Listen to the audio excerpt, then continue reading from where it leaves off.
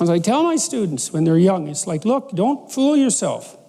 You know, you're going to develop a serious illness, at least one, maybe 2 or 3, and one of them is likely to be chronic. And if it isn't you, it's going to be someone you love. It's going to be your husband, it's going to be your parent, it's going to be your kids. That's coming. And so is a lot of death and pain. And so, like, just exactly what sort of person are you going to be when that shows up? And that's the right question. It isn't, how are you going to be happy in your life? It's like, good luck with that. It's a stupid ambition anyways, as far as I'm concerned, because it's too shallow. You know, happiness, you're lucky. That comes and goes like the sun coming out from behind a cloud. If you're happy, man, more power to you. Enjoy it. Enjoy it. It's a gift from the cosmos to be happy.